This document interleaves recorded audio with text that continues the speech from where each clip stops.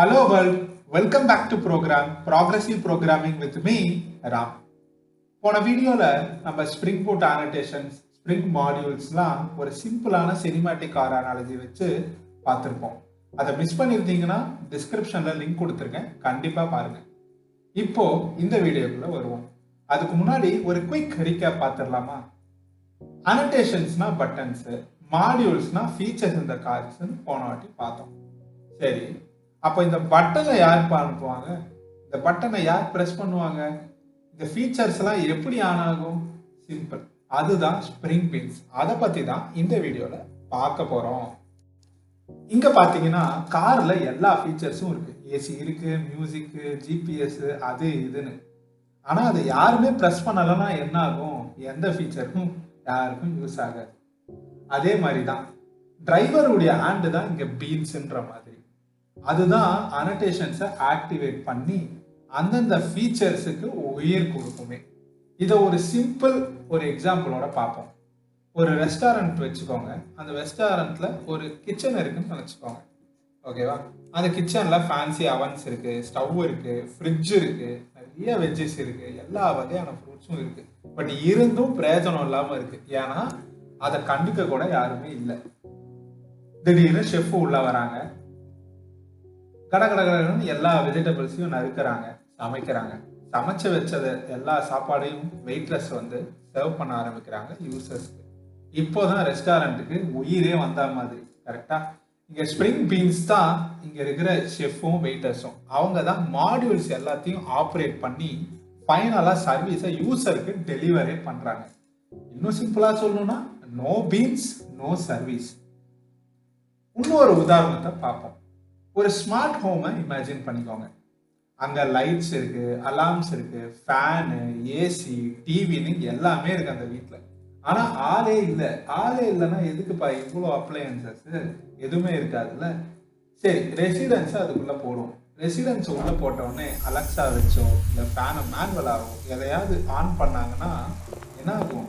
லைட்லாம் க்ளோ ஆகும், AC start பண்ணலாம், டிவிலாம் ஓட ஆரம்பிக்கும். அப்போதான் வீட்டுக்கு ஒரு அழகே வரும்.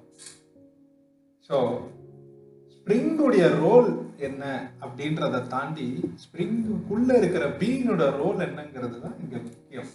ஸோ ஸ்ப்ரிங் வித்தவுட் பீன்ஸ்னா எம்டி ஸ்மார்ட் ஹோம் மாதிரி, ஷைனியா இருந்தாலும் லைஃப்லெஸ்ஸா இருக்கும். சூப்பர். அப்ப இந்த கோர் ஐடியா என்னது?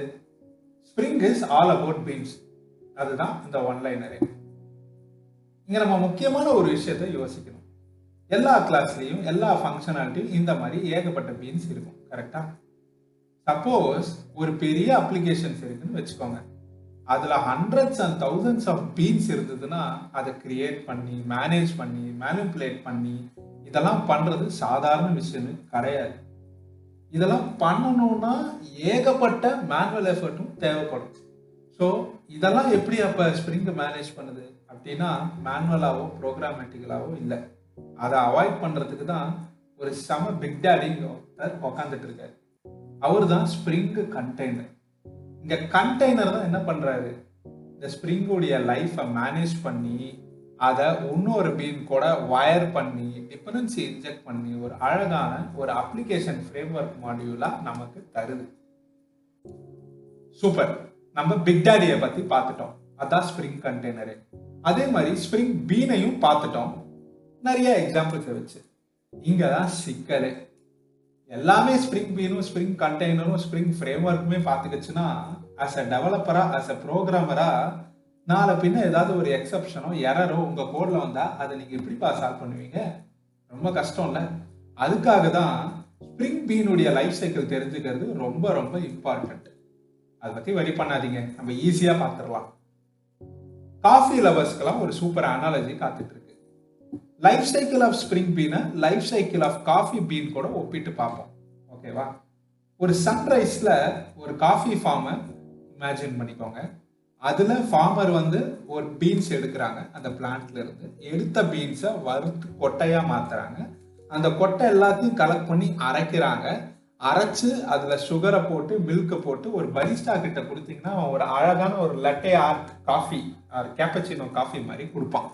அதை கஸ்டமர் இல்ல நீங்களோ வாங்கி குடிச்சு என்ன பண்றீங்க, கப்பை எம்டி பண்றீங்க, அதுக்கப்புறம் அதை வாஷ் பண்றோம். இவ்வளவுதான் கான்செப்ட். கரெக்டா? இப்படிதான் ஒரு காஃபியே உருவாகுது. ஜர்னி ஆஃப் த காஃபியே இதுதான். இதே மாதிரி தான் நம்ம ஸ்ப்ரிங் பீனும். டாம் கேட் ஸ்டார்ட் ஆன உடனே, இல்ல உங்க சர்வர் ஸ்டார்ட் ஆன உடனே உங்க கண்டெய்னரும் ஸ்டார்ட் ஆக ஆரம்பிச்சிடும். கண்டெய்னர் ஸ்டார்ட் ஆன உடனே பீன் கிரியேஷனுக்கான ஃபர்ஸ்ட் ஸ்டெப் தொடங்க ஆரம்பிச்சிடும். அந்த டைம்ல தான் என்ன ஆகும்னா, எல்லா டிபெண்டன்சிஸும், அந்த பீனுக்கு தேவையான எல்லா டிபெண்டன்சிஸும் அந்த கண்டெய்னர் சேகரிக்க ஆரம்பிக்கும். இதுதான் டிபெண்டன்சிஸ் இன்ஜெக்ஷன் மெத்தடாலஜின்னு சொல்லுவாங்க. ஓகேவா? இதெல்லாம் சேகரிச்சதுக்கு அப்புறம் தான் அந்த பீனே உருவாகும். அந்த உருவார மெத்தடு தான் இனிட் மெத்தட் அப்படின்னு நம்ம இங்க சொல்றோம் டெக்னிக்கலா.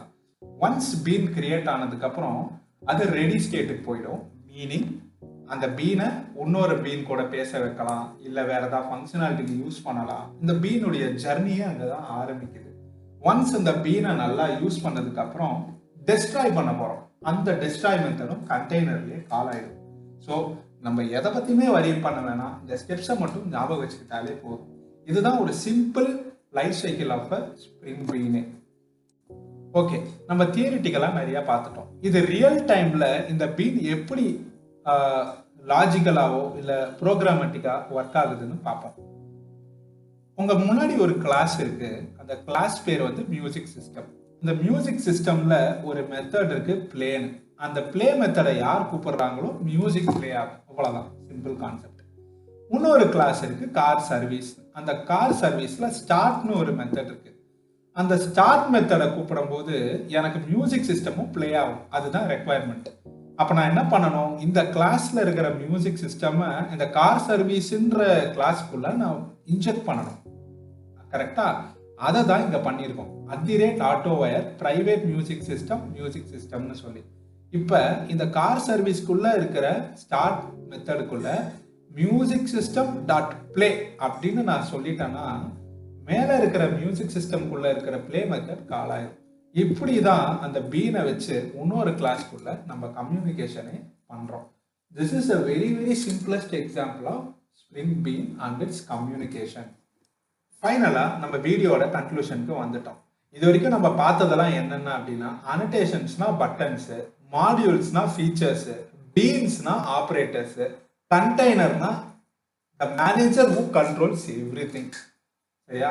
காஃபி ஃபார்ம்ல இருந்து நீங்க குடிக்கிற காஃபி வரைக்கும் ஸ்ப்ரிங் பீன்ஸ் உடைய ஜர்னியை கிளியரா பார்த்துட்டோம் கைஸ்.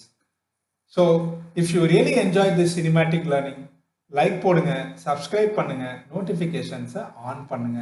ஸோ இன்னும் நிறைய கோடிங் ஸ்டோரிஸை மிஸ் பண்ணாம நம்ம பார்க்கலாம். Thank you very much. One code, one line at a time. See you in the next video.